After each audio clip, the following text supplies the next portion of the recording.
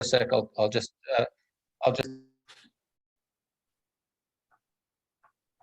Yeah, are you right? So continue. Muting everyone except Richard. Yep.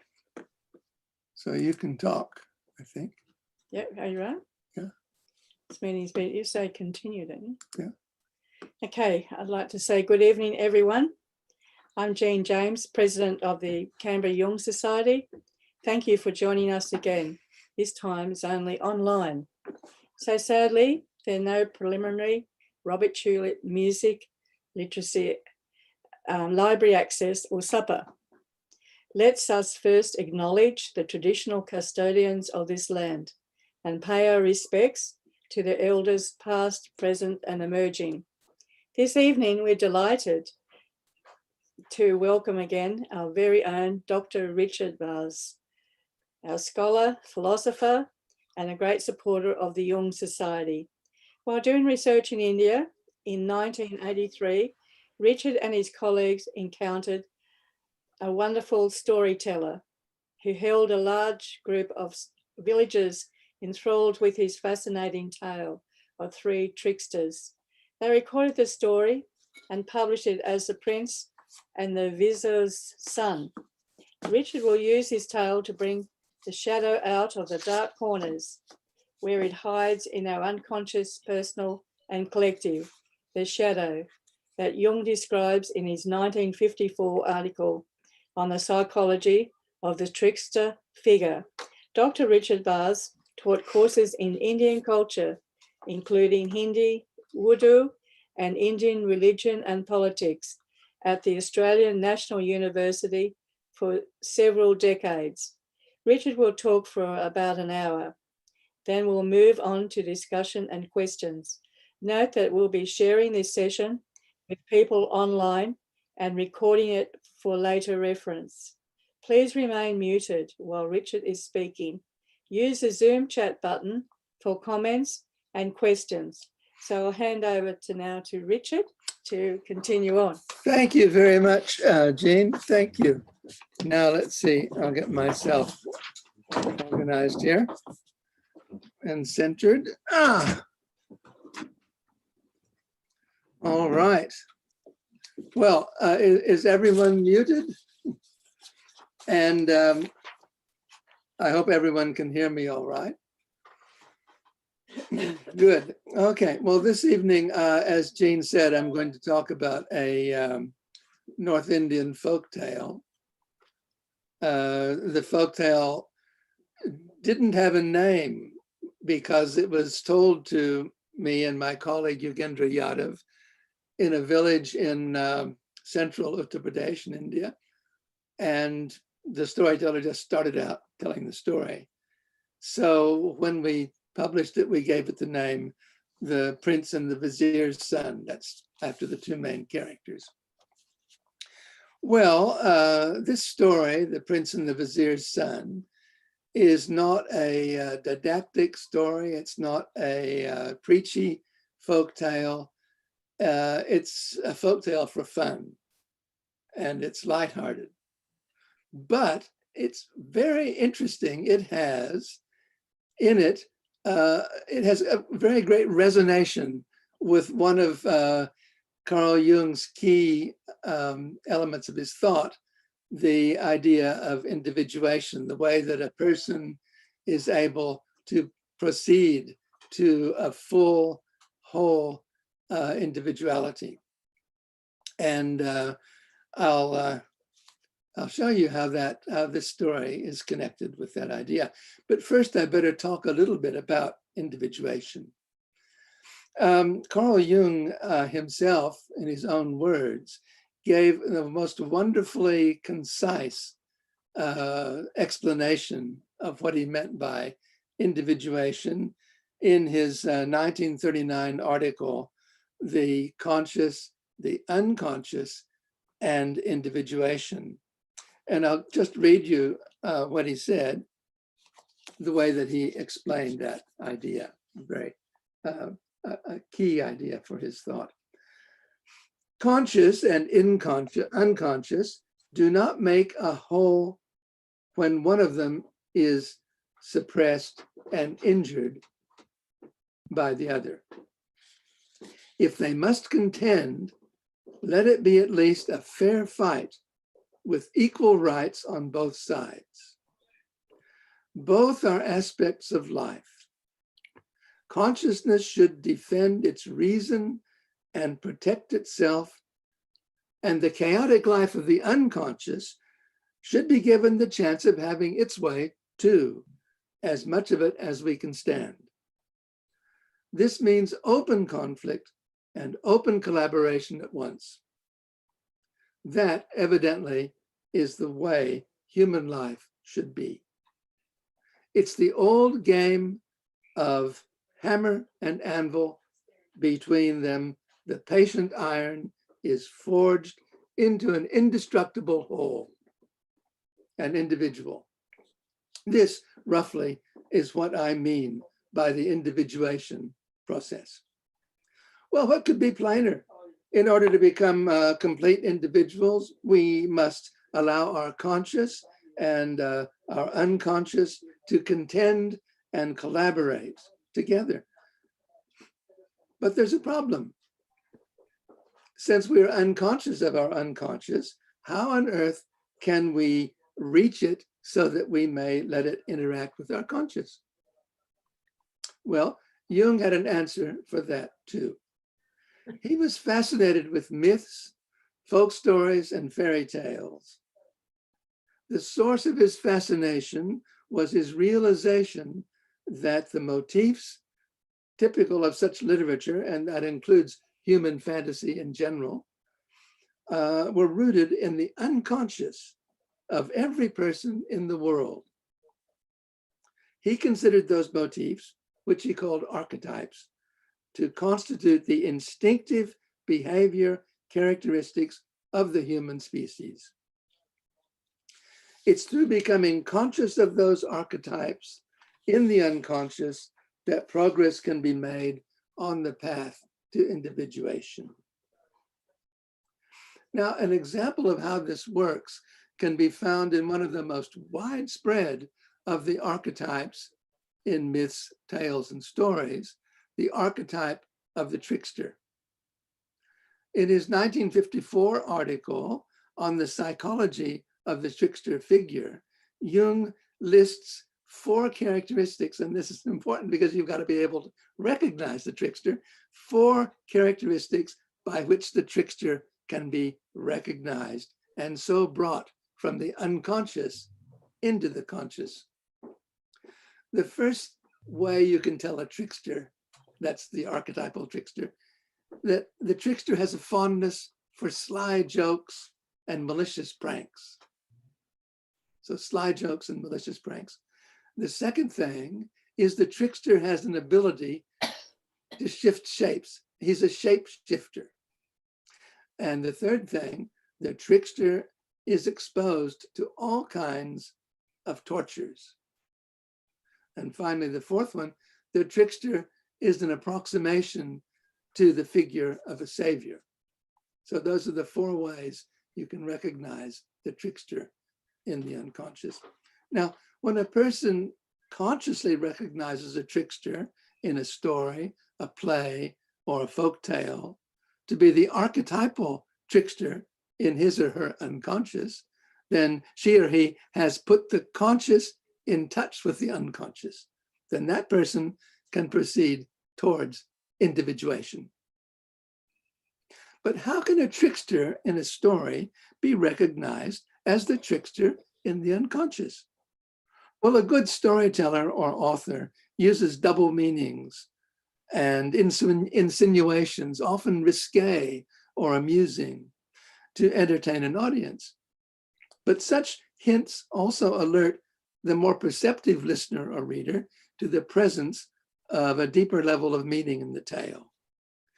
These double entendre may be especially associated with the trickster in the story and can evoke the trickster of the unconscious out of the fictional trickster in the story. Well, to give an illustration, when I was 14 or 15, I saw that really wonderful 1941 film noir, The Maltese Falcon, with Humphrey Bogart and Mary Astor and Peter Lorre and Sidney Greenstreet, all of them past masters at portraying the trickster. Well, when I first saw that film, I thought it was a great detective story. I really liked it, but I didn't see anything more in that than that. Now, later on, when I was more sophisticated, it happened that I saw the film again several decades later. And when I saw The Maltese Falcon for the second time, I was astounded at how many hidden allusions there are in the film to homosexuality. I had no idea of that when I saw it the first time. It completely went over my head, and I just missed it entirely. Now, these allusions were triggers that revealed to me when I saw it the second time the possibility of finding, along with hidden meaning in words and actions, another dimension concealed in and below the experiences of ordinary conscious life. Now, The Prince and the Vizier's Son, the story I'm going to tell tonight, it is like The Maltese Falcon, a tale of tricksters. Each of the tricksters in the story I'll tell in this folk tale illustrates every one of those four characteristics. Each of those tricksters in the story loves sly jokes and malicious pranks. Each one is a shapeshifter, but in this story, there's no magic. This is not a magical story. It's a story set in ordinary time, indeed, in that fairy tale time, beyond time, but not magical. But the shape-shifting is done with disguises. So the characters in the story change their appearance through disguises. And they also are all exposed to all kinds of tortures.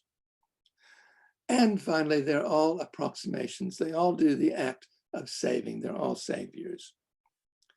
Now, again, like The Maltese Falcon, The Prince and the Vizier's Son is full of double meanings associated with the actions and speech of the tricksters in the story. Double meanings that can trigger recognition of the trickster archetype that's concealed in the unconscious reality below mundane awareness. So the double meanings are very important, in other words, in the story. And as I tell the story, I'll point out those of the double meanings that are imperceptible outside of their Indian cultural setting. Well, in December 1983, and could we have the first picture, please? There's a map. Is Robbie there? Could we have the map? Map. The first picture? Yeah, that's it. Thank you. Good.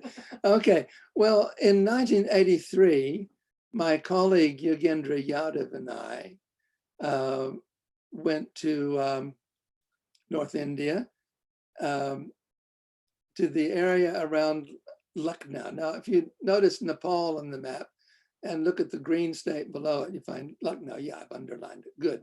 So we went to Lucknow, and it was in a village about 20 or 30 kilometers east of Lucknow called Dulapur that we recorded this story. But Yogendra and I didn't go to India to record folktales. In fact, at that time, not only did I not know much about Carl Jung, I had minimal interest in folk literature.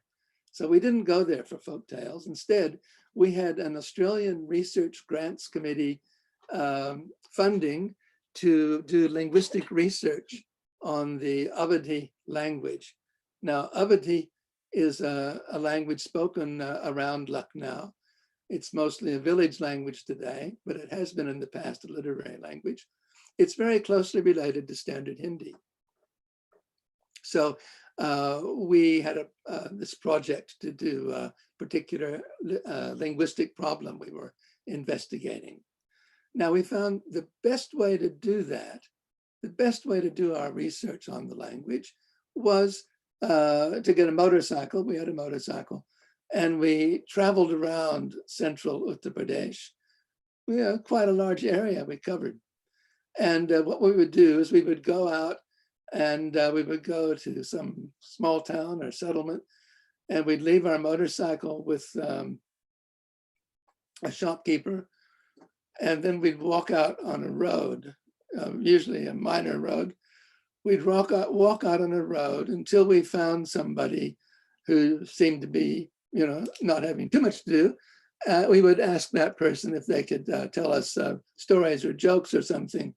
And then we'd say, do you mind if we record it? Because the idea was we had to gather a very large amount of unself-conscious speech in order to analyze it later, to do our linguistic research. Well, now, could we have the next picture, please?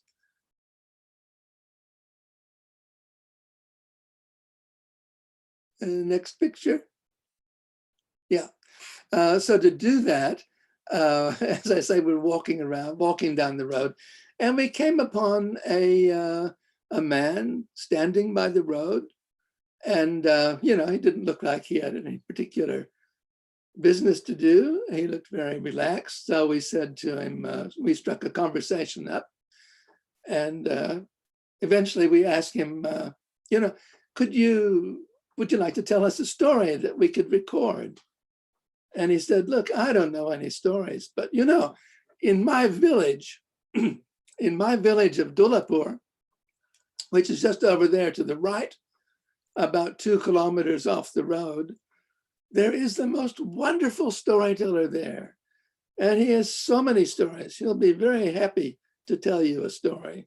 And so we said, oh, that's wonderful. Look, we would love to meet him. Could you introduce us? And he said, yeah, of course. And so we went to Dulapur. Now, this is what Dulapur looked like, but this is not Dulapur, because we were so busy, I'll explain later, trying to make our recording that we didn't have time for photographs. But this is a village in the same area, central Uttar Pradesh, and in the same time, mid-1980s. And you can see a village in India, North India. It has very narrow streets. It's a very compact. The buildings are made of earth or brick. And it's like a big family, and people living in it, even though they're different castes, they feel somehow they belong to a particular group opposed to the outside. They have a certain sense of kinship. Well, we went into Dulapur, and I should show another picture, yeah. And this is what the countryside around Dulapur looked like. Again, it's not around Dulapur, but it's like a very similar place. And you can see that this area is very intensely farmed. So it's extremely rich soil. It's a very thick layer of rich soil. The climate is very good for growing things. It's got a very hot summer, but you can still grow crops all through the year. It is a very good place for agriculture and very densely populated. Well, we went in to meet the storyteller, and I can close my eyes now, and I can see him so vividly. He was something above middle age. He was thin and wiry. He was really full of life. He was a very lively person. But the most striking thing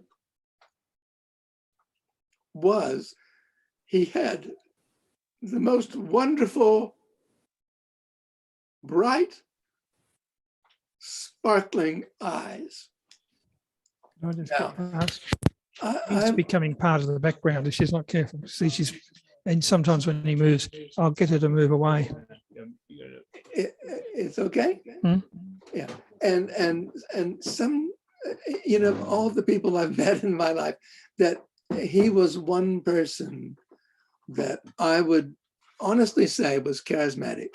He was a really charismatic person. Now, can we see the next picture, please? Yeah. Okay. One more time, I have to say, these are not people who live in Dulapur, but they live in a village like Dulapur and also in the mid-1980s. Now, this is, I'm trying to give an idea of the audience, because as we set our tape recorder up, well, first I should tell you an interesting thing. The storyteller, when we first went to see him and we said, would you tell us a story? He said, yes, I would be happy to tell you a story and you can record it too. But I have to tell you after dark. After dark. Well, you know, later on I found out, because I became very interested in folktales after this, I found out that everywhere in the world, from Japan to Ireland, traditional storytellers only want to tell their stories at night. They want darkness for their stories. And this storyteller was the same. Well, we explained to him that we have to be back where we're staying by nightfall. We can't be out after dark. And the reason was that the roads in those days were very poor. And at night, you know, there were people wandering around, there were animals wandering around, there were big holes in the road. You know, it wasn't a good place to drive. And anyway, at least I was a very, very inexperienced motorcyclist.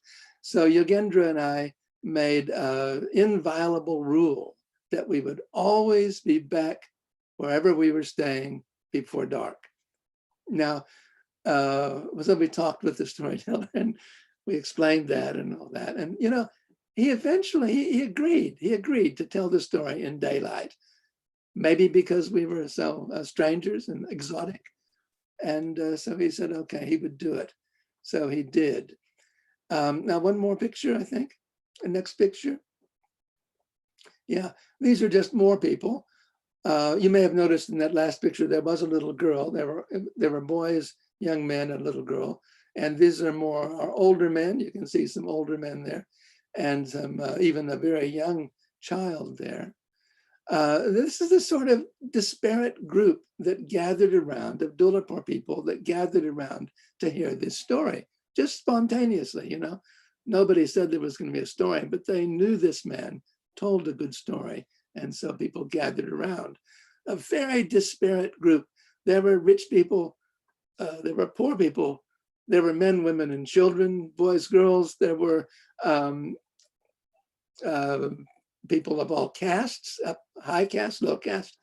There were rakish young men, and there were distinguished elders.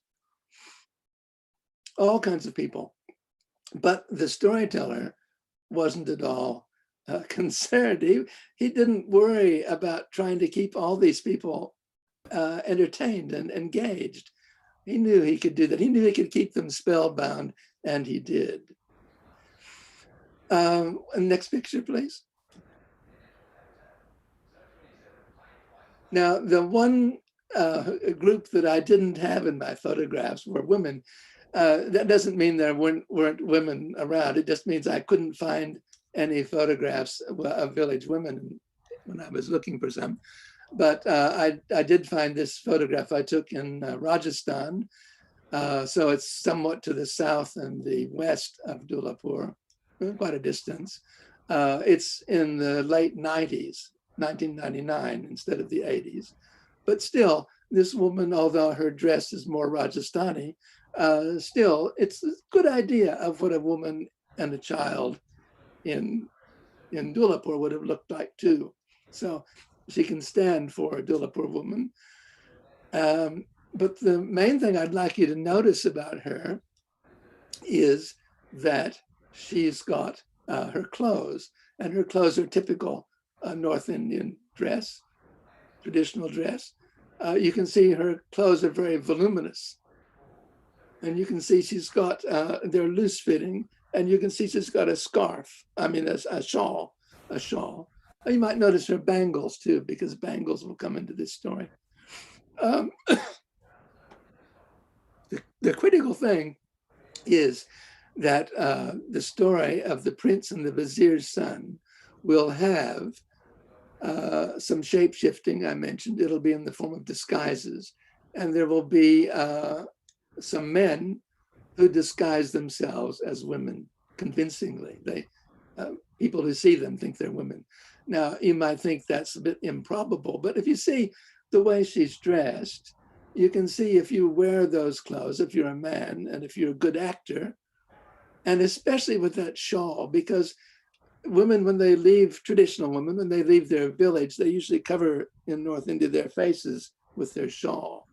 So if you think about that, you can see, yeah, that a man can dress as a woman in North India in traditional dress and pass successfully.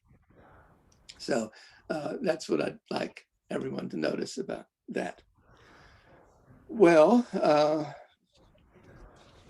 I think I'm pretty well through with the introductory things I had to say.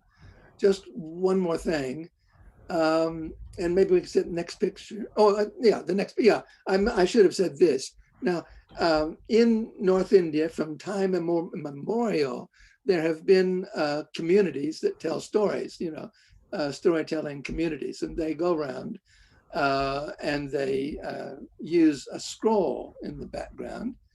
And the fact that I have this scroll is, I have a photograph of it, is thanks to Barbara Spode. And Barbara is with us tonight, Zooming. And she let me take a photograph of her scroll, which she bought in Rajasthan. This scroll illustrates a folk epic, a Rajasthani folk epic. So the professional storytellers will go around and they'll use a scroll like this as a backdrop for the story. Now, could we see the next picture, please? Yeah, so this is a detail from that scroll. And this is the hero of the scroll, of the story.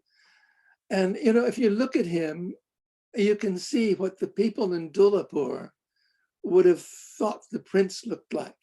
This is the sort of image they'd have in their minds of the prince in the story I'm about to tell. So you notice he's got very rich clothes. He's got a necklace there. He's got a headdress. His headdress is very elaborate. He's got long sideburns, long hair. He's got a military martial mustache, but no beard. And he's got a sword. And then you can see over here, he's on his horse, mounted on the horse. So he's a good horseman. Well, these are all things that you'll find in the prince in the story. Now, the next one, please.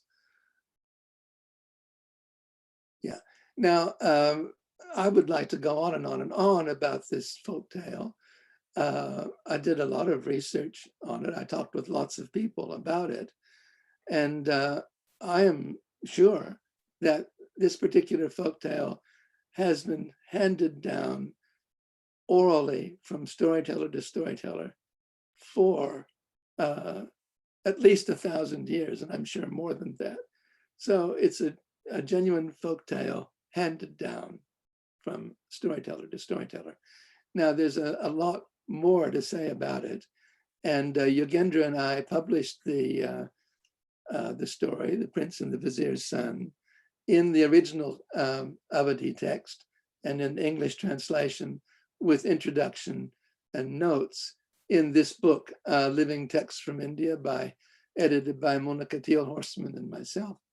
And it's our story is a chapter of this book.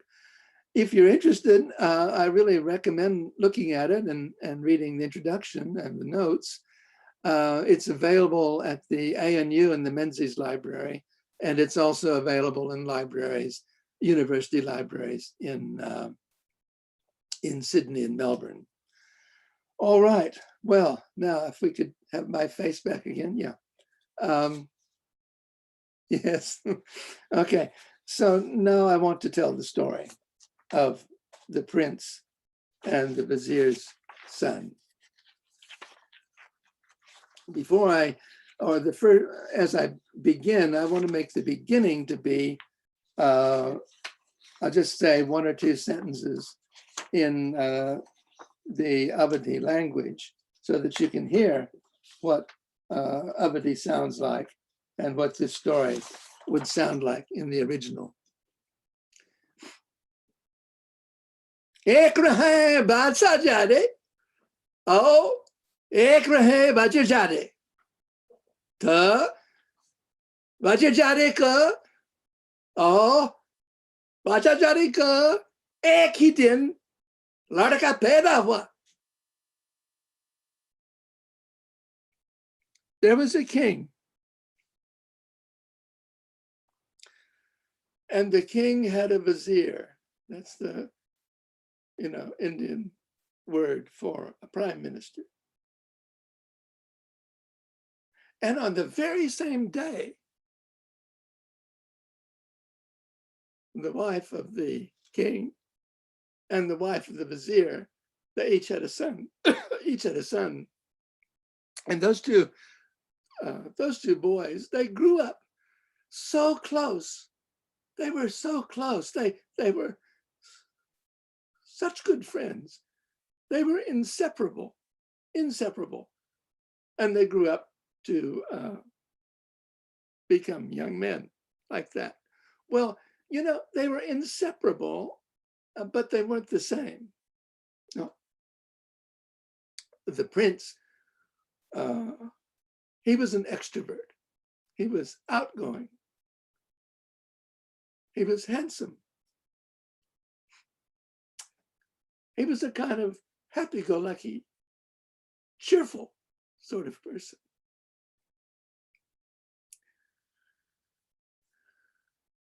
He was intelligent too, but he wasn't thoughtful.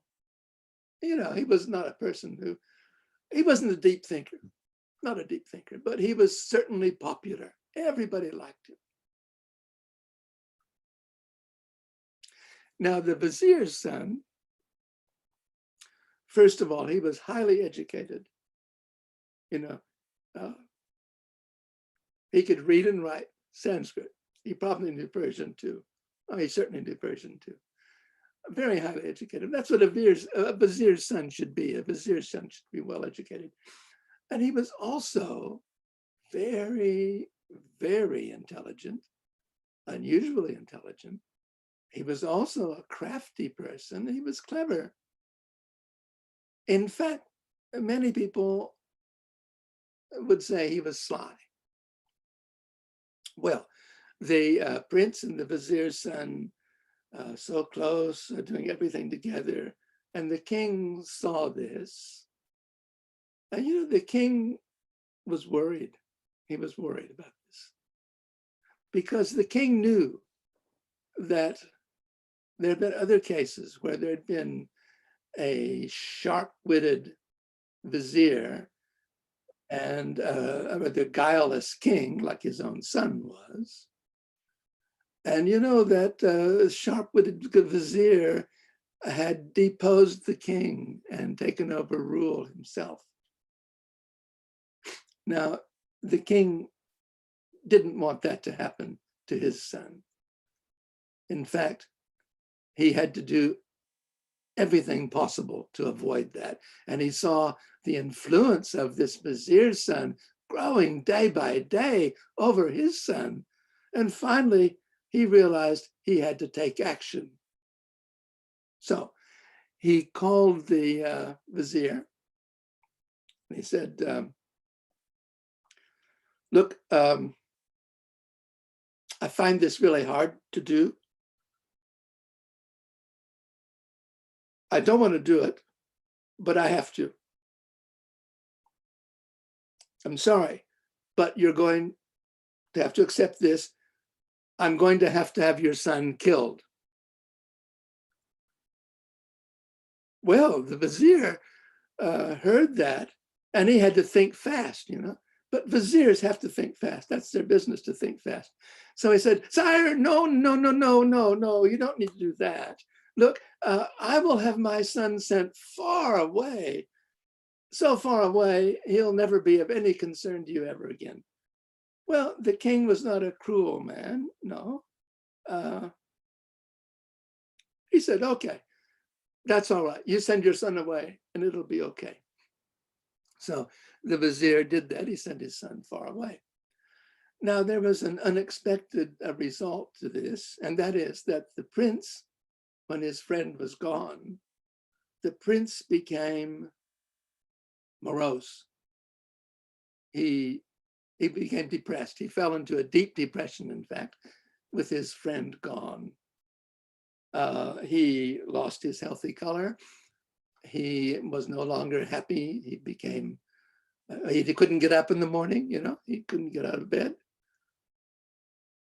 He was in bad shape, and he just had lost his interest in life. He didn't want to eat, didn't want to drink. He lost weight.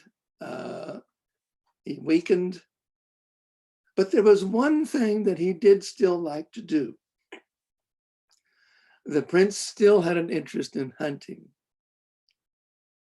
He liked to hunt.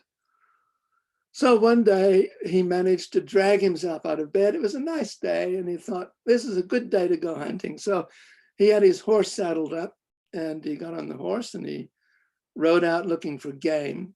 He didn't find anything to shoot. It got to be midday, and it was pretty hot, and he was feeling thirsty and tired, and his horse was thirsty and tired too. So it happened they came upon a pond, and by the pond there was a big tree.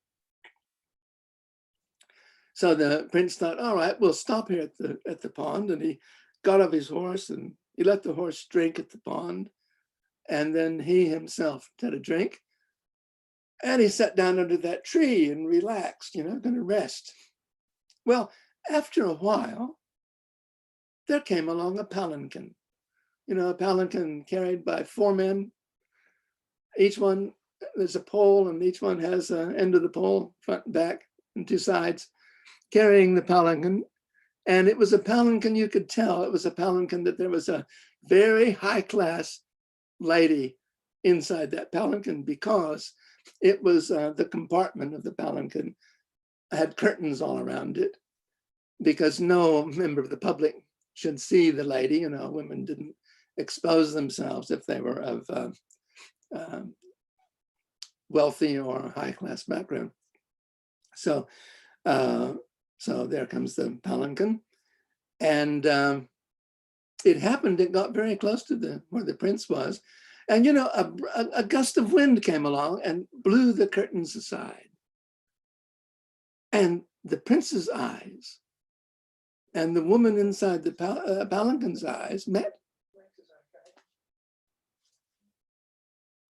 The prince was stunned. It was love at first sight. And he just couldn't move. Even though he couldn't see the woman inside the palanquin anymore, he was just stunned.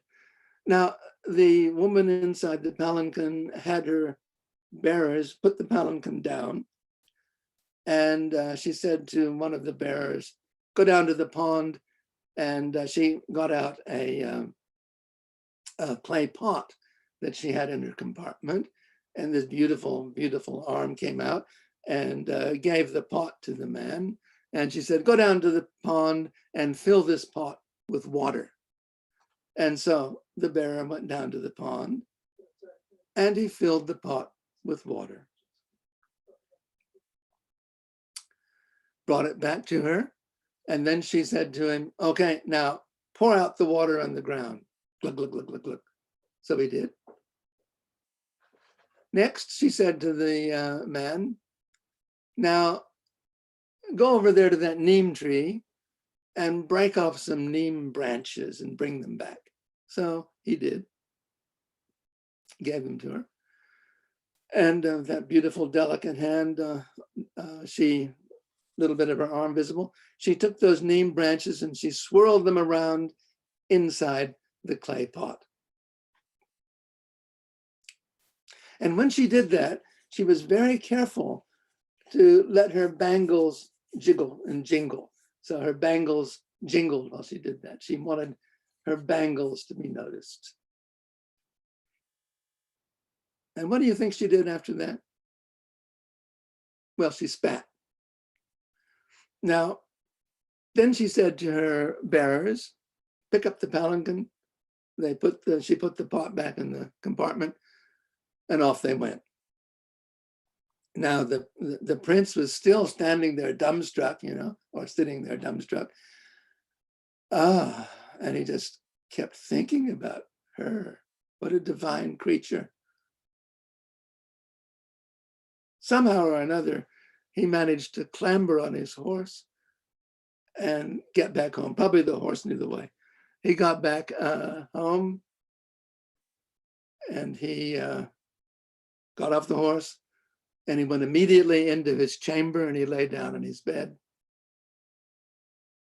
And that's where he stayed for the rest of that day, and the next day, and the day after that. He wouldn't eat anything, he wouldn't drink anything, wouldn't go anywhere, wouldn't talk to anybody. Oh, you can imagine the king and the queen were really distraught.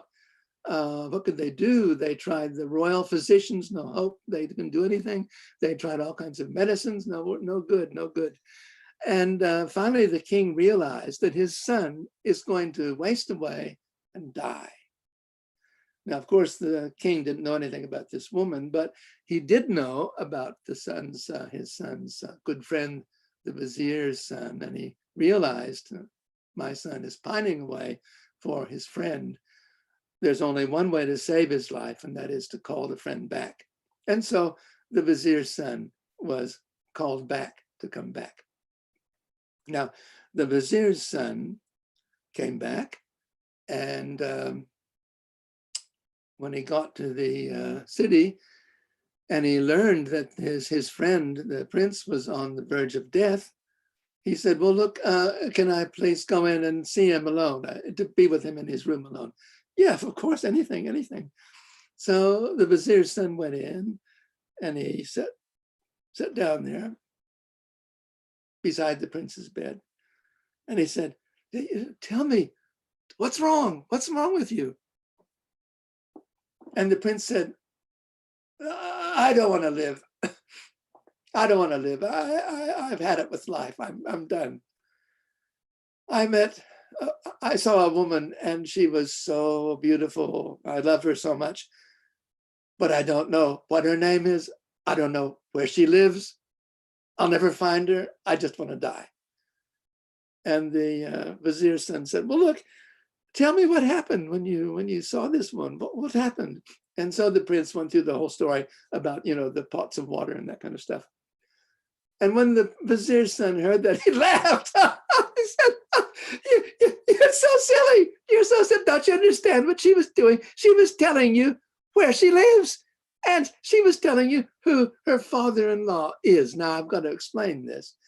This is set in traditional times in North India. It's set in that long ago time. In those days, any adult woman was married. So naturally, the vizier's son and the prince knew that woman that he had fallen in love with is already married to somebody. And so when she tells where she lives, she also says who her father-in-law is, not who her father is, because of course she lives in her father-in-law's house. Anyway, so the vizier's son says, oh, look, what she did, when she got that pot of water, that clay pot of water, and she had it poured out on the ground, and you have to know the Awadhi word for to gurgle is gada gada, gada gada. When she had it poured out on the ground like that, she was telling you that she lives in Gardawa, gada gada, Gardawa. And there is actually a town named Gardawa, which is not so far from Lucknow. It's a ruin now, but it was a pretty much an important place in the past. Anyway, so the vizier's son said, she says she lives in Gardawa. And she told you when she brushed or swished the neem branches around in the pot. Well, she was telling you that there's a neem tree in front of her house. And when she let you hear her bangles jingle like that, and you have to remember that in Avadi, the word for bangles is churiya. When she told you that, she was telling you that her father-in-law is Chubile Khan, Chuniya Khulik Chubile Khan. So she's told you where she lives and who her father-in-law is. And the prince was just so happy. And he really tried to get up right then. He was a bit weak, but he tried to he was ready to go. He said, let's go to Gardawa right now. And the vizier's son said, no, you've got to get your strength back. We've got to be stronger and then we'll go. But love is so powerful. Well, it was no time at all before the prince was better and ready to go. And so they got on their horses and they told everybody they're going hunting. And really, of course, they were going to Gardawa. And so they did go to Gardawa. They got to Gardawa, and the vizier's son said, okay, now look, I'll go reconnoiter. I'll find out who this Chuile Khan is and where his house is, and I'll come back and let you know. Oh, good, the prince said. So the vizier's son went off and he came back after a while. And he said, I found out that Chuile Khan is actually the richest merchant in Gardawa. And he has a mansion. And on the second story of that mansion, in the back, there's a room up on the top there. And that's where his daughter-in-law lives, where she stays. Now, that room has a window, and the window overlooks a lane. This is on the second story. And there's a lane underneath there. And the prince said, good, let's go. We'll break into the house. We'll carry off the woman. And the vizier's son had a great difficulty persuading the prince, that would only bring catastrophe. That was not the way to approach it. You had to take a shrewder position. You couldn't just run in like that. And he finally convinced him. And he said, now look, what you want to do is we'll go to the mansion of Chuile Khan, and I want you to get on your horse and gallop up and down under her window in that lane, and that will tell her that you're here. And so the prince was happy with that, and he galloped his horse up and down in the lane behind her window. And of course, the woman, she heard that. She heard this racket of the horse, the jingling, stirrups and stuff that on the horse. Anyway, bridles and things. And she heard all that. And she went to the window. You have to remember, there's no glass. There's an open window there. This is old times. And she looked out and she saw the prince going up and down. Well, now, just as the prince was coming, and just before he got under her window, you know what she did? She picked up a clay pot and she raised it above her head and she hurled it down as hard as she could, and it shattered right at the bottom, right in front of the prince's horse. He was shocked and he was really angry too. And he wheeled his horse around and rushed back to where his friend, the vizier's son, was, and he took it out on his friend. He said, you nearly got me killed, she tried to kill me with that pot. Did you see that? And it was a while before the vizier's son could calm him, but he finally got him calmed down. He said, look, you're really dumb, aren't you? Don't you understand? When she threw that pot down, she didn't want to kill you. She was telling you that you have to get a house, rent a house in the potter's quarter, and she will come there tonight to meet you. Really? The prince said, yeah. Oh. Now, what everybody in the Dulapur audience would know is that the potters are a caste, it's a caste of people. It's a low caste. And so the potter's quarter of town would be a place where there wasn't the same moral restrictions that there are in more fancier parts of town. So the woman knew that she could go to the potter's quarter even at night, and she could move around. Nobody would take any notice. So that's why she wanted the prince to get a house in the potter's quarter where they could meet. So the prince and the vizier's son did that. They went to the potter's quarter, and the vizier's son rented a house for the prince. Of course, he didn't stay there, but for the prince. And he told the prince, it got to be dusk, and he said, now the woman, Chawili Khan's daughter-in-law, the woman will come, and she will definitely come to you tonight. She will. You can trust me. She will. But, she may be delayed. It may take her a while. She's got to find out where you are and all that. Look, the main thing is just don't go to sleep. Stay awake at least until midnight to give her a chance to come. And the prince said to you think I'm a fool or something? I want this woman so badly. I would stay awake all night tonight, all night tomorrow night, and all night the next night just to see her. I'm not going to go to sleep. And so the vizier's son left him, went off to wherever he was staying. And the prince sat down on the bed there to wait for the woman to come. Now, the prince had the best intentions, he meant well, but he was a man who liked his sleep. And after a while, he got kind of drowsy, and before you know it, he was in deep slumber. And meanwhile, the woman did come, and she came into the room where he was, and she saw that he was snoring happily. Now, what do you think she did? Now, a lady who finds her lover asleep, she's not going to wake him up, right? So the woman didn't wake him up, no. But she did want to leave something there so that he would know she'd been there. And so she took two cloves, and she tied the cloves up in the prince's sheet, and then she left and went home. Well, when morning came and the prince woke up, he was in a bad mood. And when the vizier's son came to see how he was really angry because the woman, as far as he knew, hadn't come. And he said to the vizier's son, you told me the wrong thing again. You misled me. You tricked me again. You said she'd come and she didn't come. I stayed awake all night. She didn't come, never turned up. And the vizier's son said, well, look, have you looked around the room? Maybe she did come, and you might have kind of, dozed off, and maybe she came and maybe she left something. No, there's nothing here, the prince said petulantly.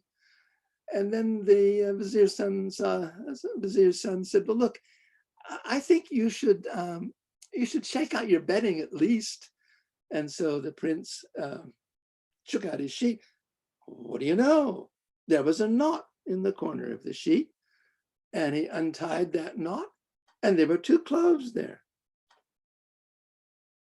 Two cloves here, he said.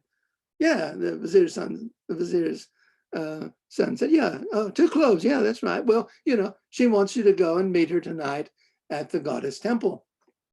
Now, the way he knew that, and the way everybody in the Dulapur audience would also know, is that cloves are an offering often made at Hindu temples, and especially cloves are offered to the goddess.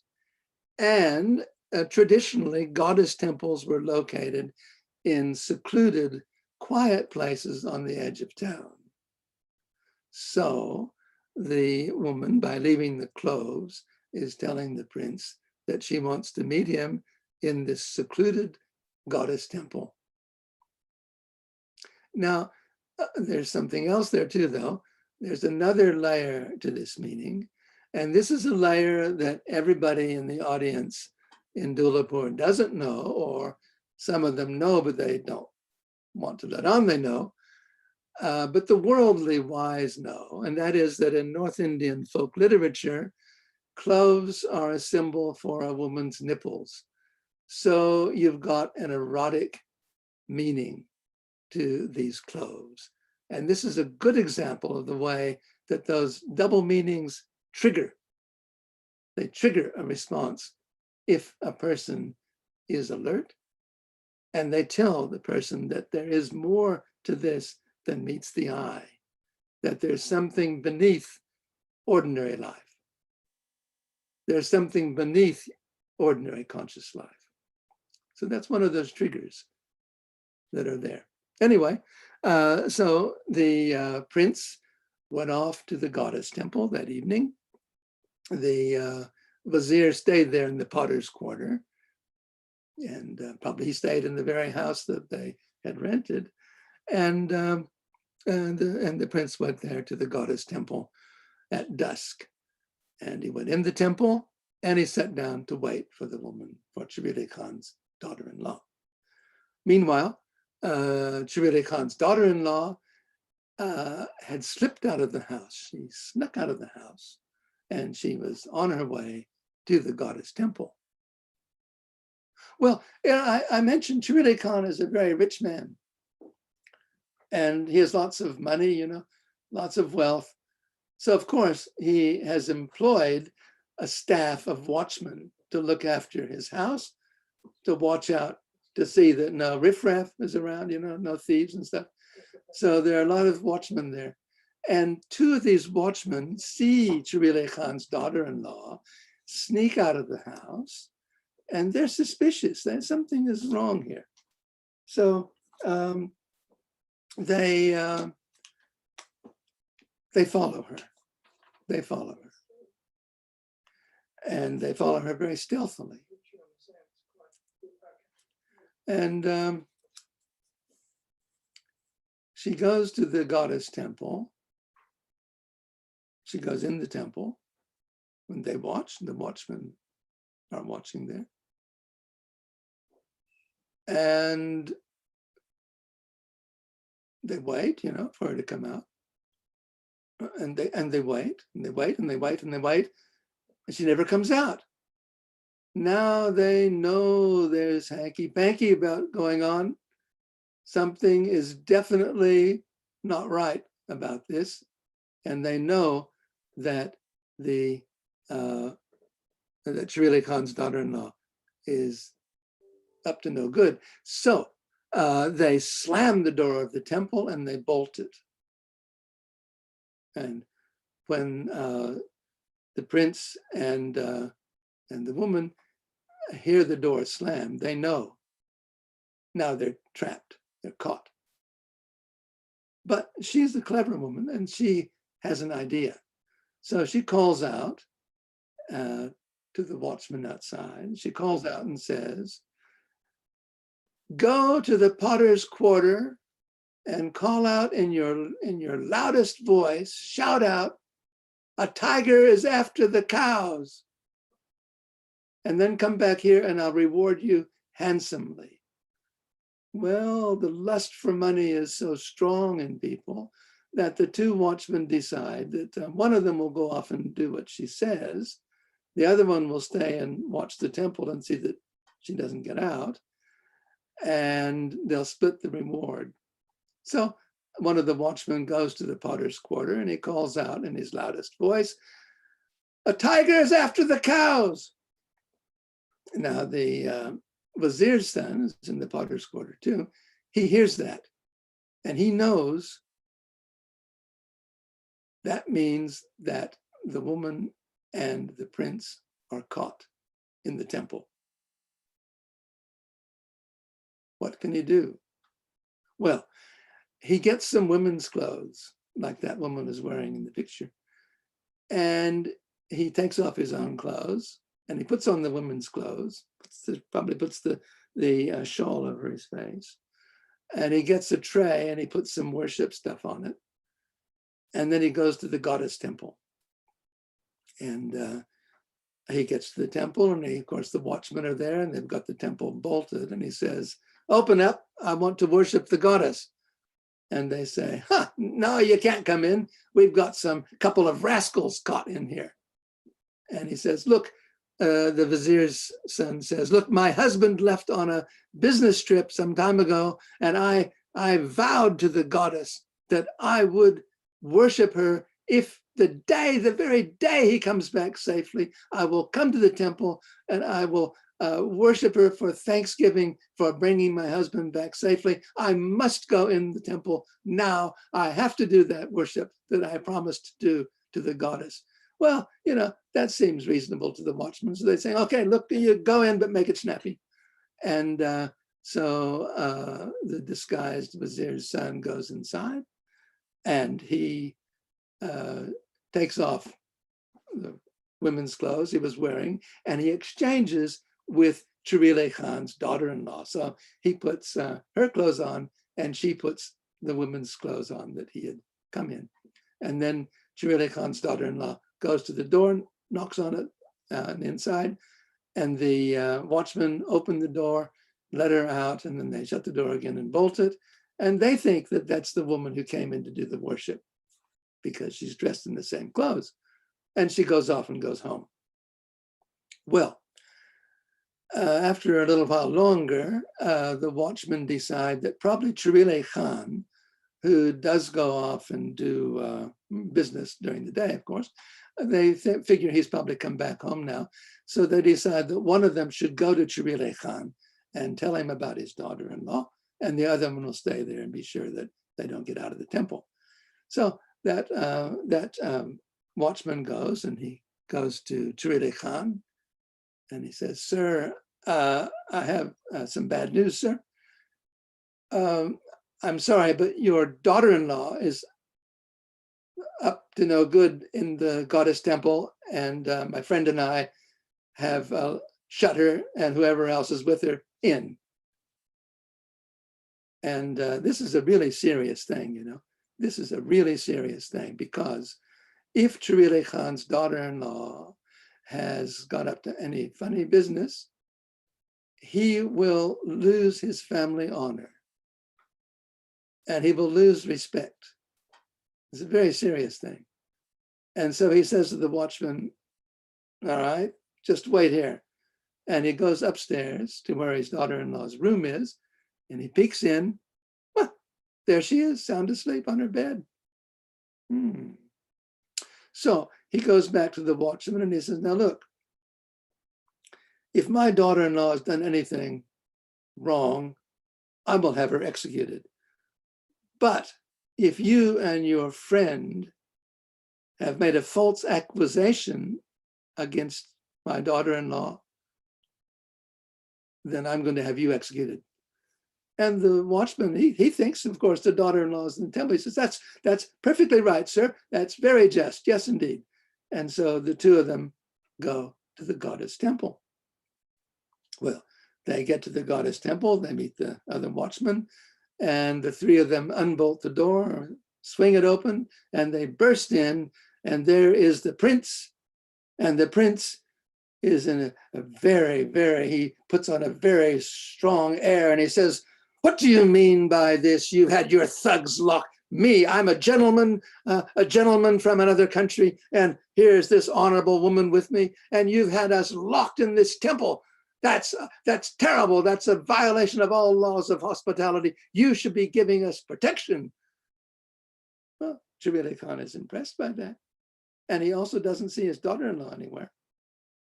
And then the watchmen now are quite worried and they say, sir, believe us, sir, she was here. Your daughter-in-law really was here in this temple. Oh, something fishy is going on. We don't understand, but she was here. Sir, please have her undergo an ordeal by fire. And that will prove, I'm sure, that she's guilty. Please. And so Chirile Khan said, all right, so be it. Okay. So the very next morning, Chirile Khan has a big fire built in front of his mansion. And of course, a huge crowd of townsfolk gather around because they know this is a great spectacle. You know, you don't have an ordeal by fire every day. And so they're all gathered around to see the sport. And Chirile Khan has a little iron ball put in the fire to get red hot for the ordeal. And in the crowd is the vizier's son. And in the crowd is also the prince. But you wouldn't know that because the prince is disguised again. This time, the prince is disguised as a Dandi sadhu. Now, a Dandi sadhu is a wandering holy man who carries a dand, that's a rod, carries a dand. But in Avadi, dand has a double meaning. There are two meanings of dand. Dand means a rod, and dand also means a penis. So the prince is there disguised as a Dandi sadhu. Now, Chirila Khan's daughter-in-law is right there by the fire, ready to take the iron ball in her hand. And the watchmen say, if she can hold that red-hot iron ball, then she's innocent. But if she can't hold it, then she's guilty. And if she's guilty, then we're innocent. And of course, if she's innocent, then we're guilty. And so that's what's going to happen. They will find out now if that woman can hold that red-hot iron ball. Now, just before she's going to take the ball, the prince in the disguised as a Dandi sadhu, he has managed to get through the crowd and he stations himself right behind the woman, right behind her. And just before she's about to take this ball, he jostles against her, seeming by accident, you know, he jostles against her.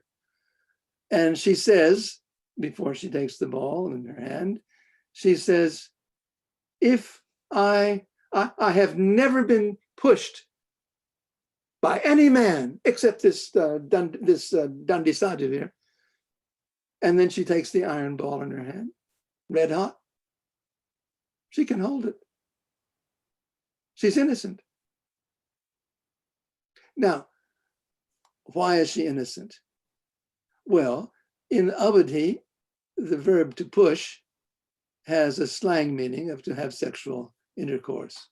So she's told exactly the truth, that nobody had ever pushed her except that sadhu, who's really the prince.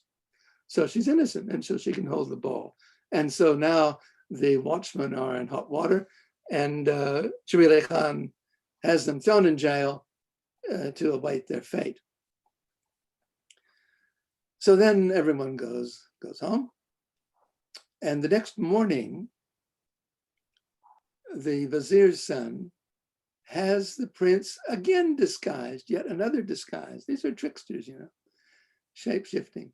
And he has the prince disguised this time, again as a woman, very, you know, covered in all those women's clothes. But he loads her down with really expensive jewelry, really expensive jewelry. And then he takes this woman, which is really the prince, off, and they go together to Chirila Khan's house.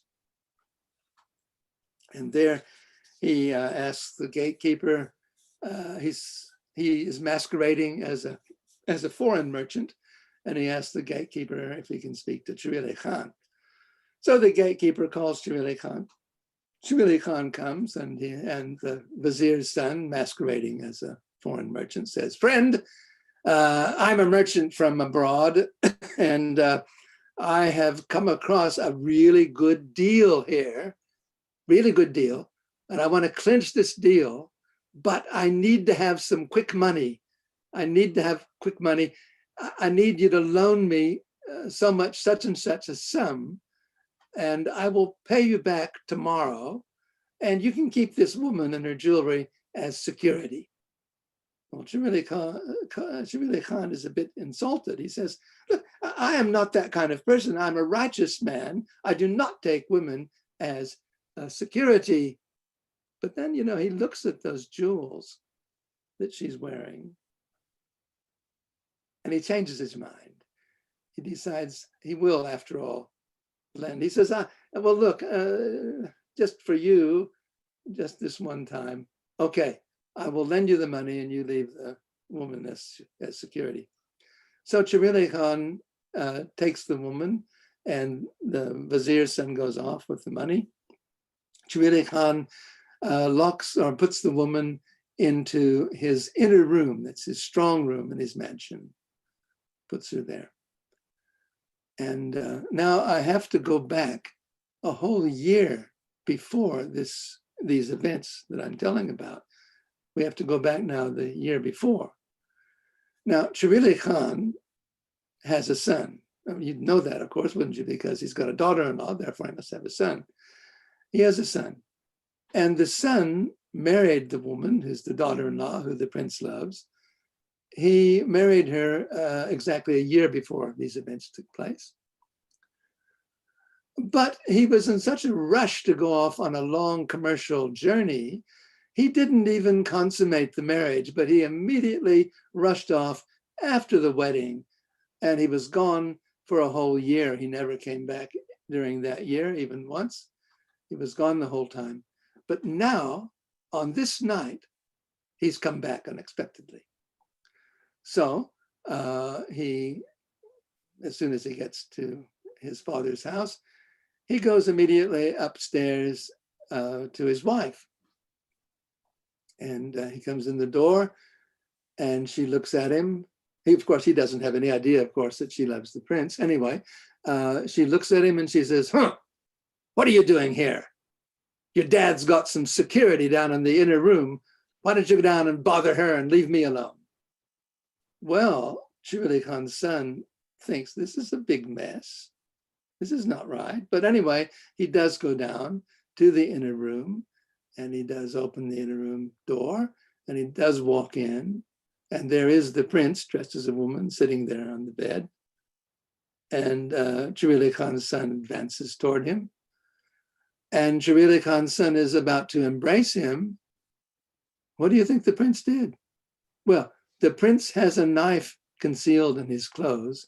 He whips that knife out and he slices off the tip of Chirili Khan's nose. So, Chirili Khan's son's nose, sorry. He whips out the knife and slices off the tip of Chirili Khan's son's nose. Now, Chirili Khan's son is mortified at this because in North India, traditionally, the punishment for adultery was to have the tip of the nose of the adulterer cut off. So Chirili Khan's son can't bear the shame, the scorn he would face if he goes out with a mutilated nose in his hometown. And so he rushes out of the room, he gets on his horse, and he rides off into the night and is never heard of ever again. Now, as soon as Chirili Khan's son is gone, well, the prince dashes out of the room too, and he bounds up the stairs to the woman he loves, and together they manage to get out of a window, and they escape, and they go back to the prince's city, and there they get married. Now, meanwhile, when morning comes, the vizier's son, still masquerading as a merchant, comes to Chirili Khan's house, knocks on the gate.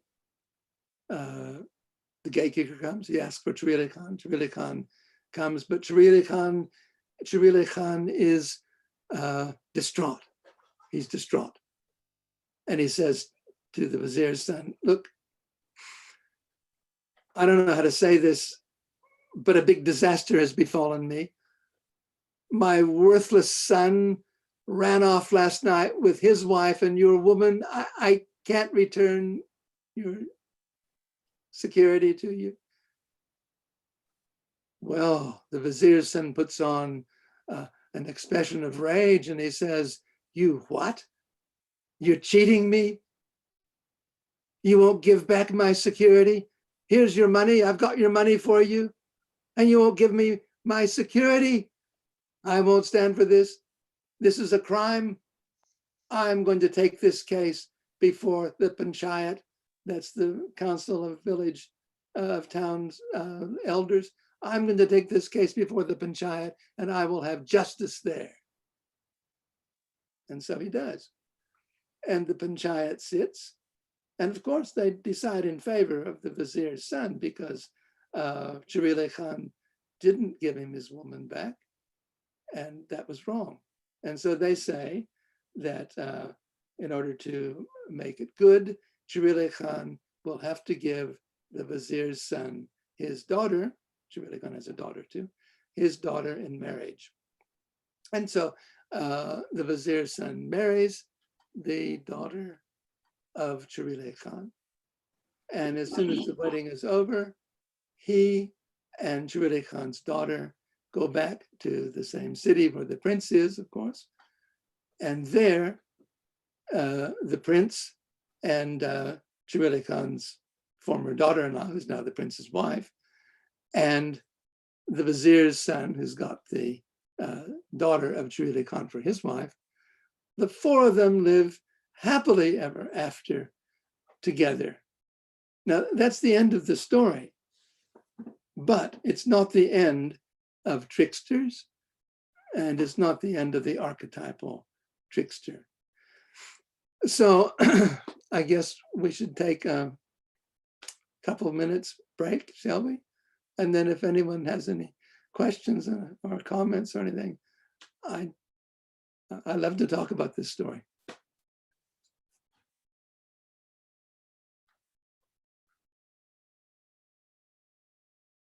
Are you there, Jean? Yeah. Good. So have you got anything to say? Yes. No, I'll just have a few minutes break and just a toilet stop or whatever you like to do quickly. And we'll come back and have questions. So just a few minutes. All right.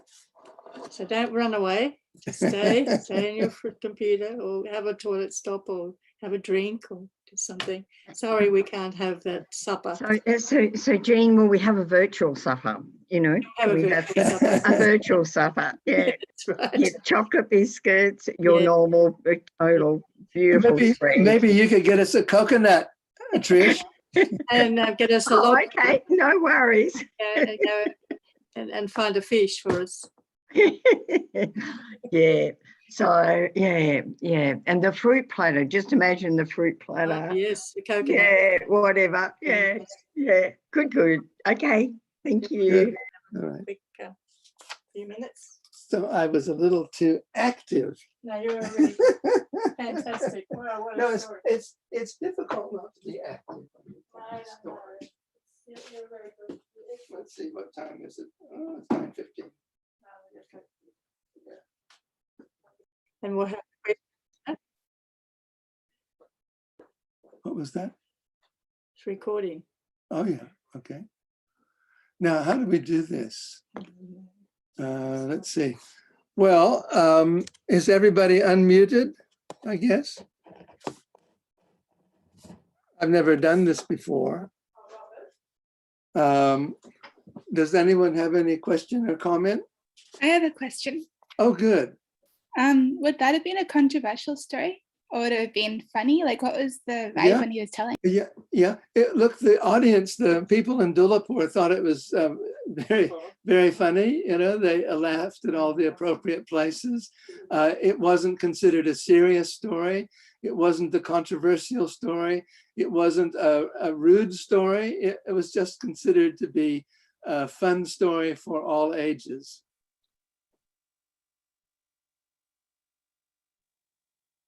Anyone else?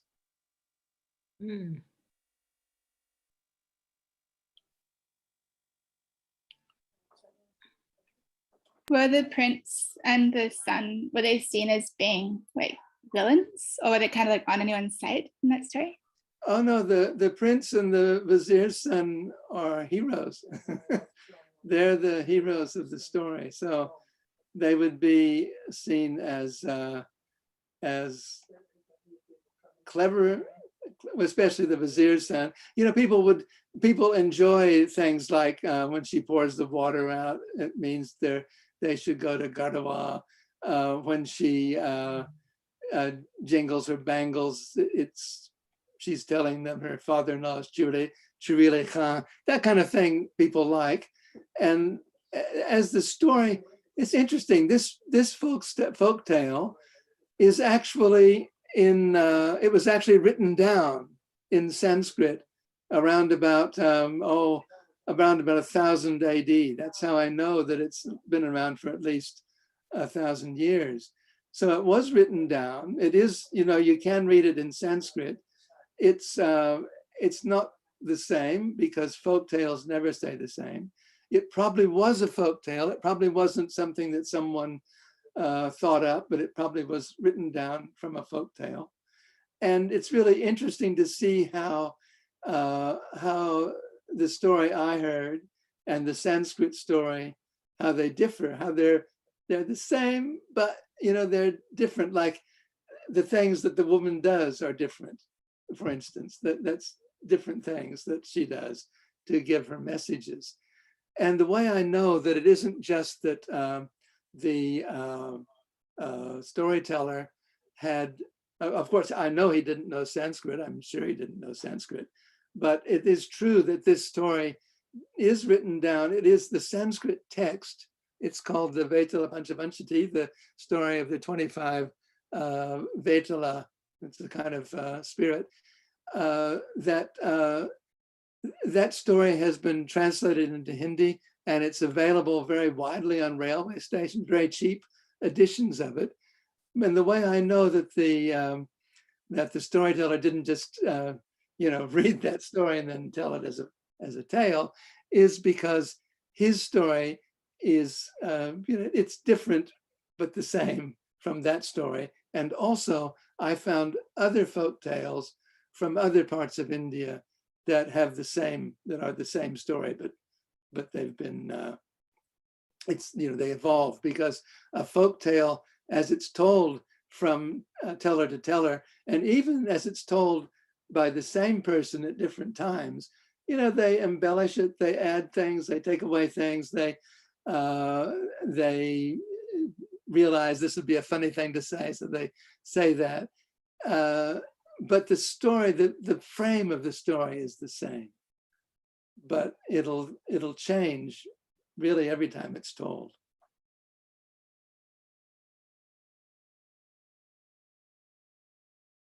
Oh yeah, Trish. Yeah. I'm just wondering, after you've told that story, have you ever thought of going to the library and telling stories to kids at the library? I think the way that you told the story was just beautiful. Well, good. Well, thank you. I'm very happy. Very pleased. Yeah. I could see lots of little 8-year-olds or 12-year-olds sitting on the edge of their seats listening to that story.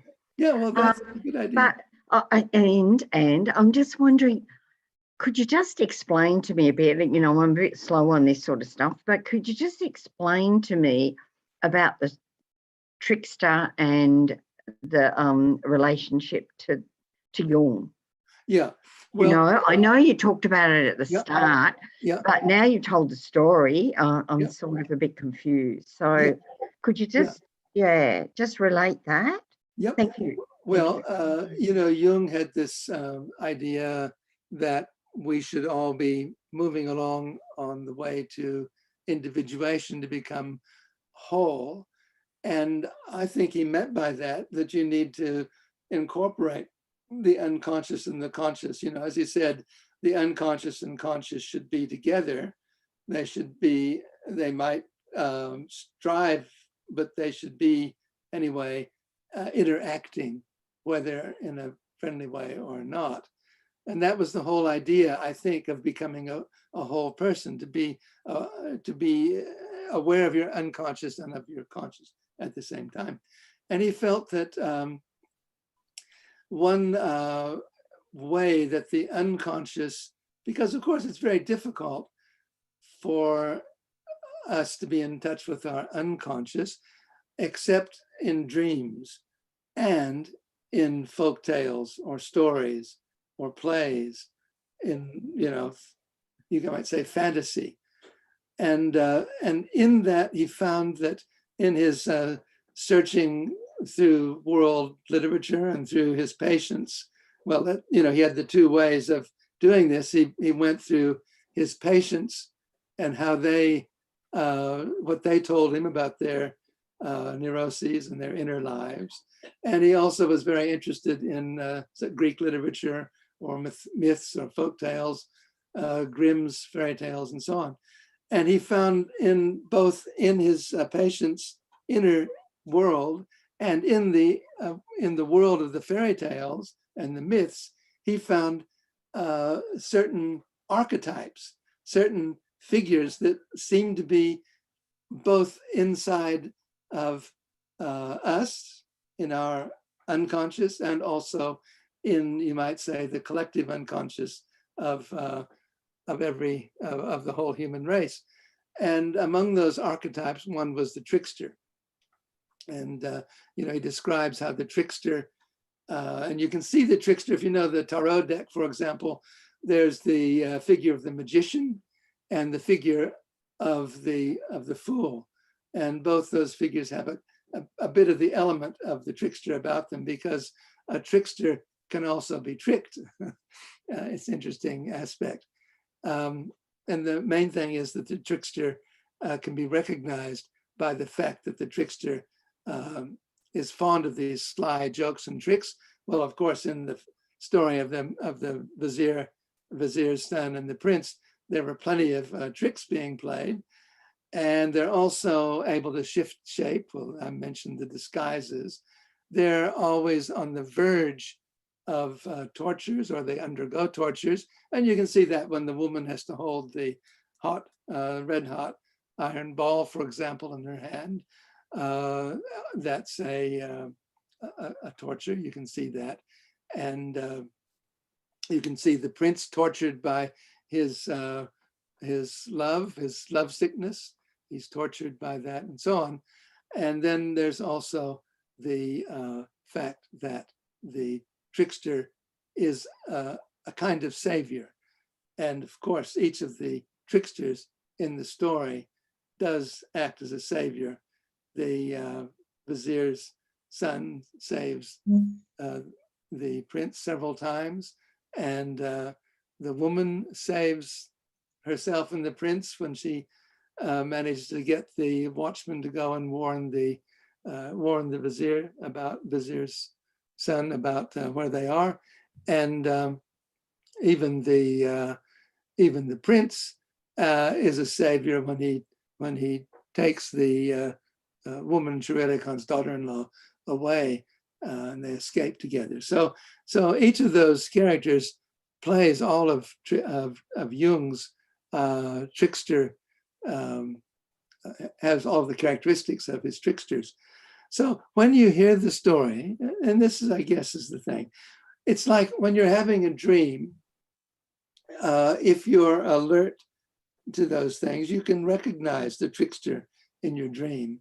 And when you recognize the trickster in your dream, that's the archetypal trickster, then you're establishing contact with your unconscious. And so that's the way the unconscious and the conscious can be brought together.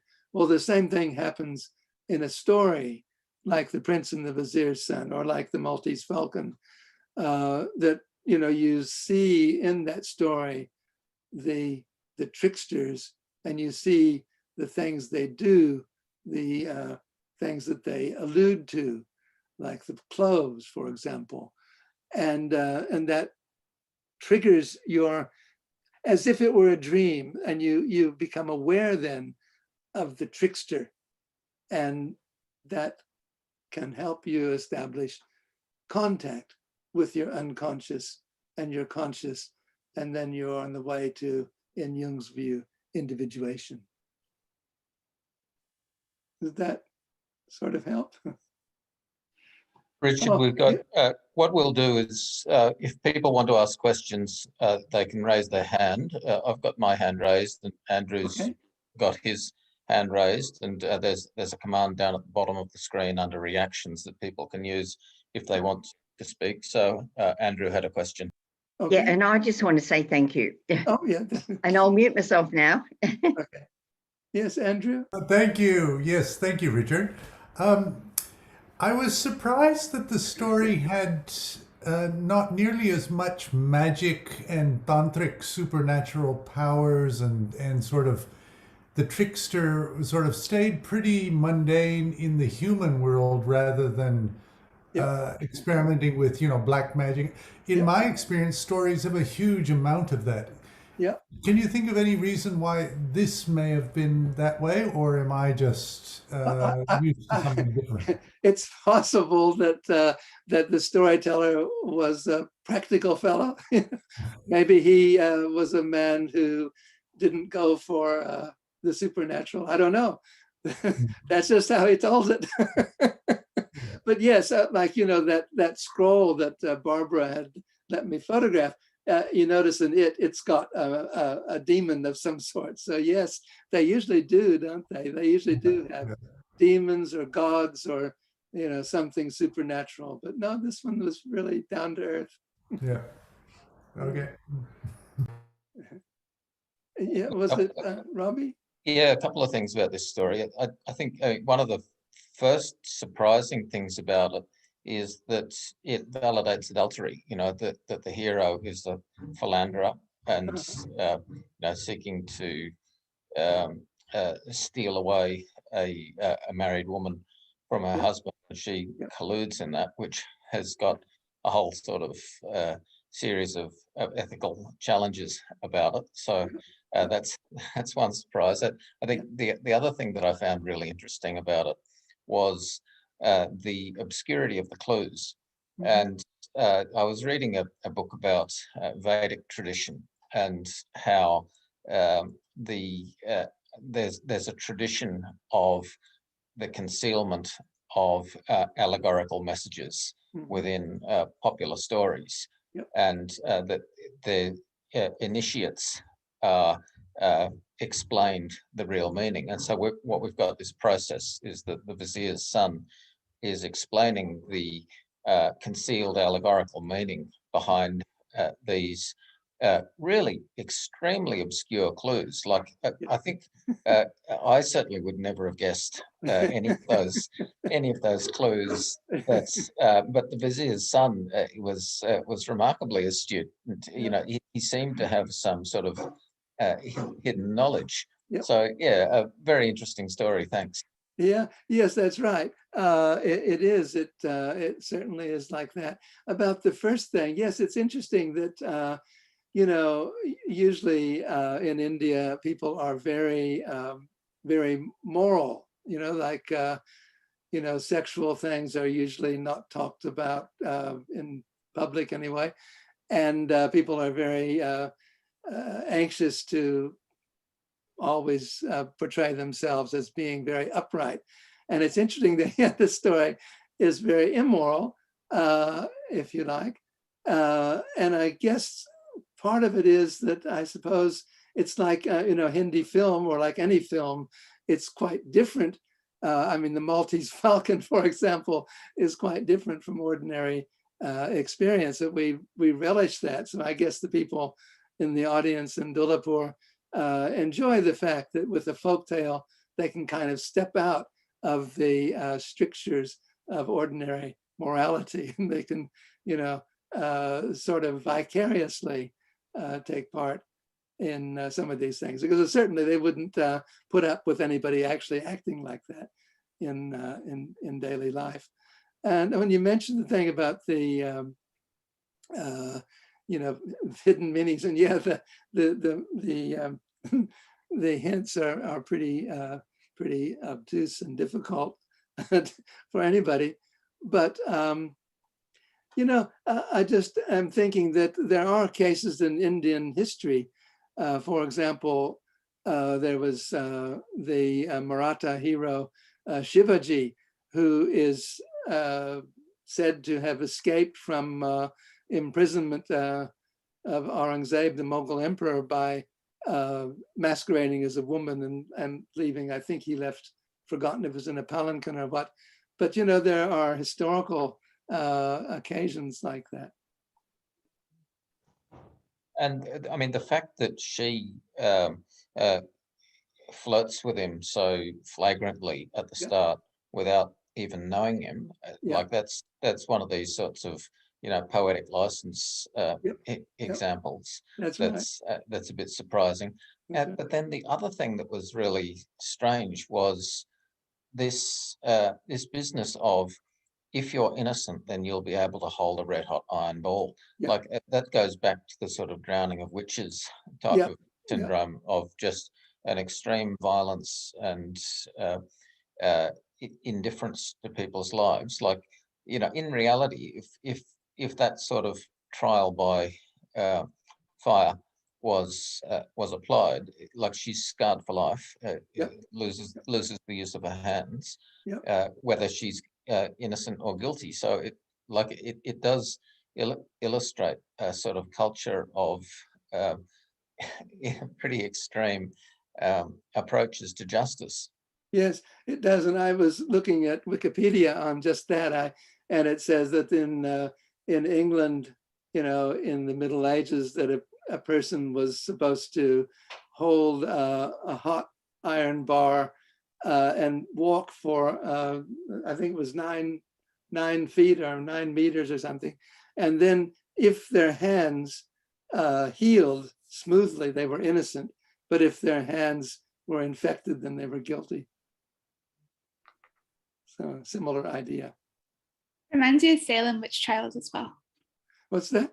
Reminds me of witch trials as well. Oh yes, Idea of that's right. someone- Yeah, of being dunked in water. Yeah, that's right. I don't know whether I can. Am I Hi, muted? Barbara. Hi. Oh, I'm Yes, not hi. muted. Yes, Okay. yeah. Yes, I'm written down as being called admin, but I'm not actually. My name's Barbara. Yeah, Barbara. Yeah, yeah. Thanks for that scroll. That was really came no, out well. I was pleased that you enjoyed that. Just following on from what Robbie was saying, but something else that I wanted to comment and ask about. But following on from what you were saying about the cruelty of justice, there is in Indian religious stories a very early reaction against that when Ram's beautiful wife Sita is to be tried by fire. Yep. To check that indeed she hadn't yielded to the demon that had carried her off to Lanka. She drew away from the trial and the earth, her mother, swallowed her up. I think I'm right about that, Richard and Andrew, aren't I? Yeah. So that there is a sort of countervailing current in ancient and religious tales. But what I wanted to briefly say and then ask you to comment on, Richard or anyone, when I was an undergraduate long ago at Sydney University in the psychology department, we had a lecturer called John Mays, who was a Freudian. And I remember being riveted by his Freudian interpretations of fairy stories, but they were simple folk tales. I called them fairy stories. Maybe fairy stories was a better word to use of them, but compared with the intricacy of the prince and the vizier's son, Little Red Riding Hood is very easy to deal with. It is an extraordinarily intricate story. And now I'm aware that people who really understand know a lot about folk tales can see all sorts of correspondences in folk tales across the world. I've never read a folk tale that has such clever language clues in it, where double meanings or just synonyms are so significant. And I'm just wondering whether that is common in Indian folk tales, or does anybody know of similarly clever linguistic clues or details in folk tales from Europe, let's say? Yeah, I know I've read some, but I can't think of any. Can anyone think of any? I know there are. And in other Indian folk tales. Yeah, I know there are, but I can't think of them now. Yeah, there are. Does anything pop into anyone's mind? Yeah, I know that there are. That, you know, I know in a lot of Indian stories have a lot of wordplay, but I just can't give any examples right now. So in Indian ones, more than say folk tales in English that you know. I just don't know. I don't know enough about you know, folk tales in Europe, but I do think that I understand that the European folk tales are only a shadow of what they might have been before they became kind of Baudelarized for children, you know. Yes. And they may have been much more complex. Mm-hmm. Yeah. Thanks. Although the Grimm stories are far more grim or far more violent than the contemporary versions of them. That's right. The original. But that one of the problems with that use of puns is that they don't translate, and you know, so for example, some people say that Jesus Christ as the Son of God is a parable for the Son, but I mean that's one that works in English, but doesn't work in the original language. No. So finding that use of puns, but still there is very extensive use of parable. Whether there's the use of punning in the way that the story uses, I'm not that familiar with it either. Yeah, that's right. Yeah, but of course, puns and wordplay is something that people have been fascinated with over the centuries, over the ages. I would think, you know, you find that in more formal literature.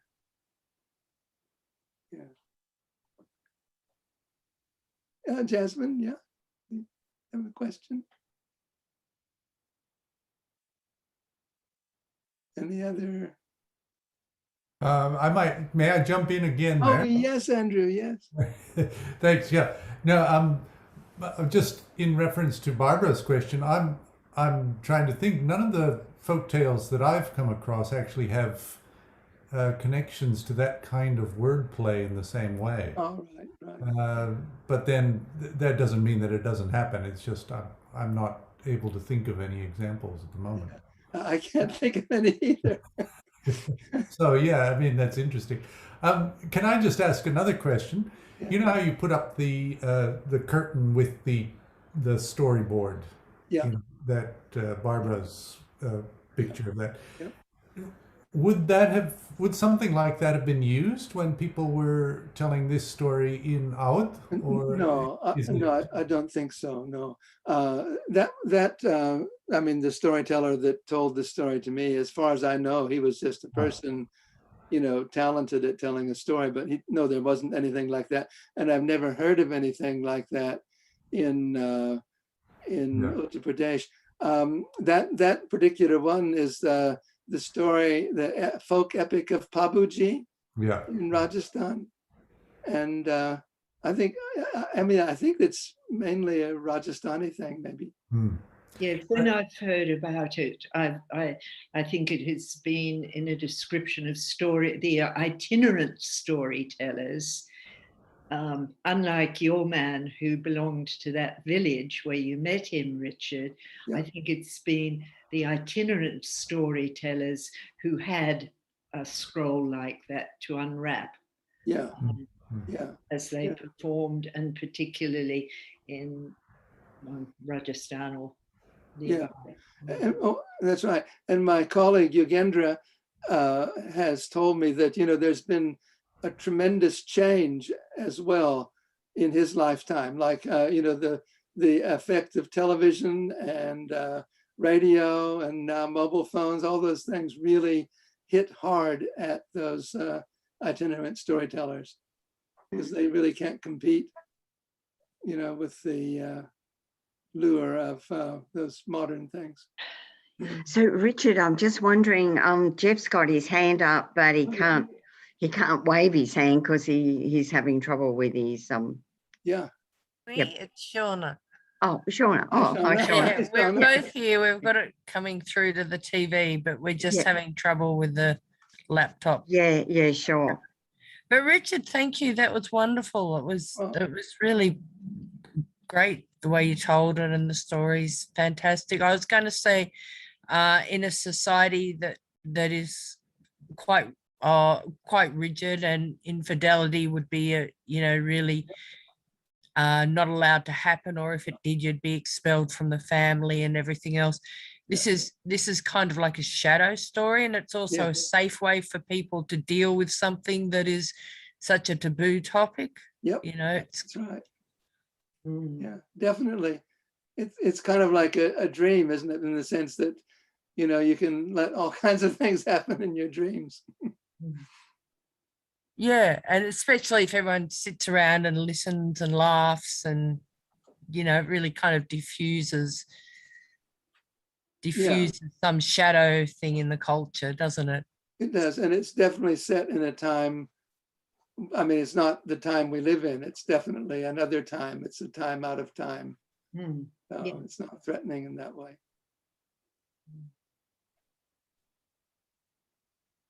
Yes, Richard, this is Rajiv here. Hello, can you hear me? Yes, Rajiv, I can hear you. Can Richard hear you? I can just barely. Can you hear me now? Oh, hi, Rajiv. Yes, I can hear you now. Hi. Thanks for a lovely story, and it takes me back, obviously, to my childhood in Lucknow. Yes. It is. I mean, I can't for the life of me go back to any such memories of intricate stories, but I do remember the Vikram and Baital stories during our childhood. They were quite sort of popular. Yeah. And I think there was a television series that got made, I think maybe about 25, 30 years back on the Vikram Baital stories. Oh, right. But I was also just wondering whether there is, I mean, apart from infidelity, as there's a theme of, or there is a thing about rescuing someone who's trapped in a really bad situation, where this person's kind of married this woman and sort of just deserted and left on journeys unknown. And then there is this Prince Charming who comes along and rescues the lady, so to say. Yes. I guess there is that twist as well. Yeah, that's right. Yeah, I mean, it's like the woman in this story. If you consider her husband has left her right after the marriage, really, I guess in modern terms, the prince is rescuing her from not a very satisfying marriage. But her husband doesn't appear in the story at all. Oh, well, remember, her husband is Chirele Khan's son, who comes and gets his nose cut off. Oh, okay, sorry, at the end, that's right. Yeah. Yeah, he's not very welcome when he comes back, because he hasn't bothered to come. It's been a whole year and he hasn't turned up. Yeah, well, he did leave, didn't he? He did. Yeah. Tina has a question. Oh, yes. Tina? Yeah, it's not just the love story, I guess, but also that the woman comes into the vizier's sons and the prince's lives, and she's brought them back together because they were best friends. Yep. And so I think there is a bit of magic in there, is that she's the one who's brought them together, and without the prince, without the vizier's son, the prince would be totally lost and forlorn, and never, he doesn't understand the clue that the clues right. that the woman is giving. So it's a beautiful story in that way, that it's bringing it's those relationships are being brought together. Yeah, that's right. Yeah, if she hadn't come on the scene, the prince would have just kind of wasted away in depression, and but she came on the scene, and then his friend came back. Yeah, they form. That's right. She really brought everything together. Yeah, and there's a common theme with stories is that you have the sort of dumbass lovesick boy, and then someone's got to come and help him. Yeah, that's right. That's right. Yeah. Is someone else raising their hand?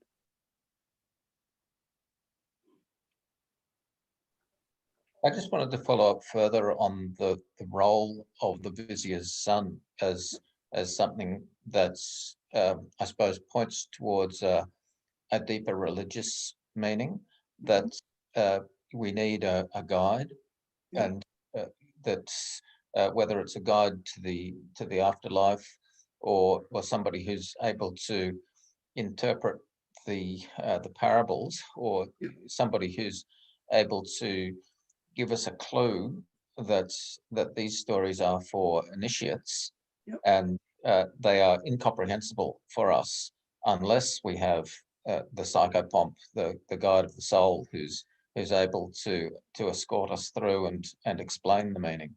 Yeah, that's right. And of course, if you had known that storyteller, you might have thought that he filled that kind of role, because he really was a very, very mysterious and attractive and charismatic person. Was he quite animated in the way he told the story? Yeah, he was. Yeah, he you had all those children, like there's a little boy in that first picture who looks really mischievous, and the storyteller was able to he had some slapstick kind of things for the children, and he had those adult twists like the clothes for the adults. It was really good. It was amazing. Yeah. I don't suppose you have any clue, Richard, how common is that story or a version of it? I think I didn't quite absorb something in your introduction about that. To what extent is that confined to a little circle in that part of UP? No, it's not. It's as I say, it's did you say in Sanskrit?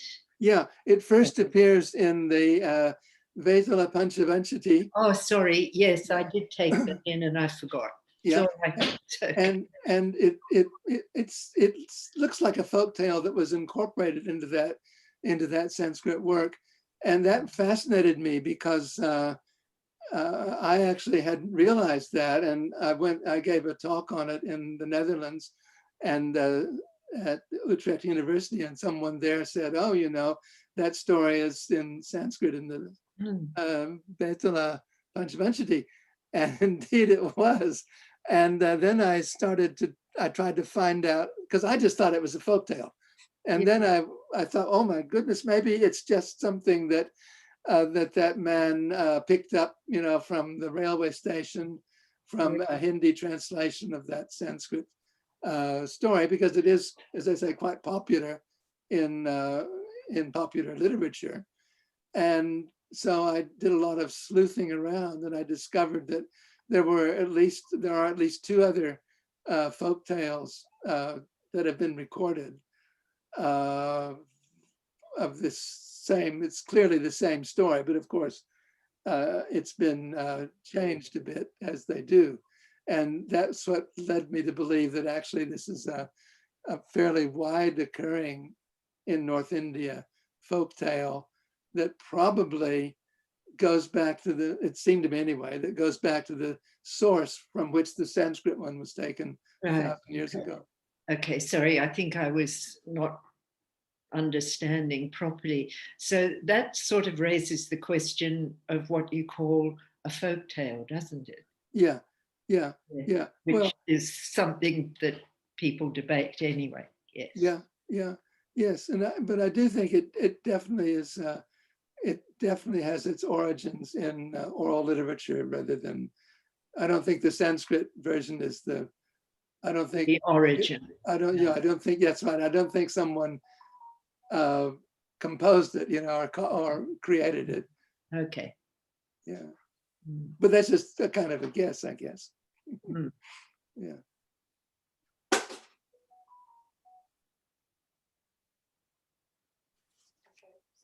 Well, it's 10 o'clock.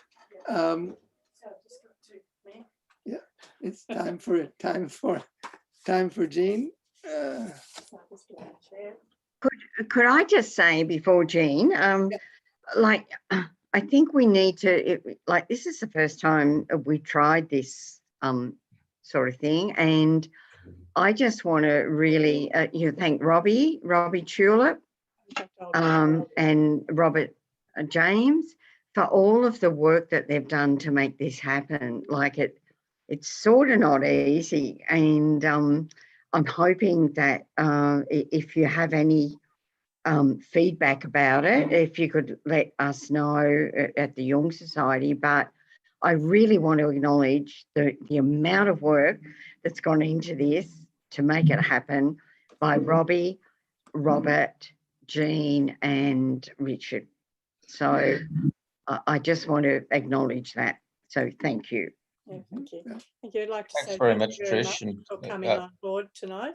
And thank you, Richard, for absolutely fantastic rendition of its story. It was just fabulous.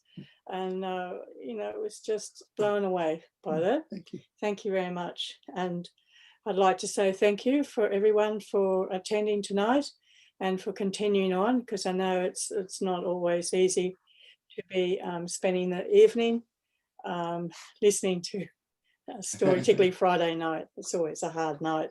Particularly I find that's a hard night for me because I'm teaching during the week, and I'm still doing teaching, even online, doing a lot of online work at the moment.